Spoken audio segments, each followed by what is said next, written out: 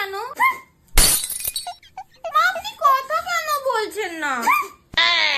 আমি কি করলাম আবার? তুমি কি করনি মা? বিয়ে বাড়িতে গিয়ে একেবারে আমার মুখটা ছোট করে দিলে। আরে কোথায় দেখুন, আপনার মুখটা তো ঠিক এত বড় হাড়ির মতনই আছে। আরে মানে সবার সামনে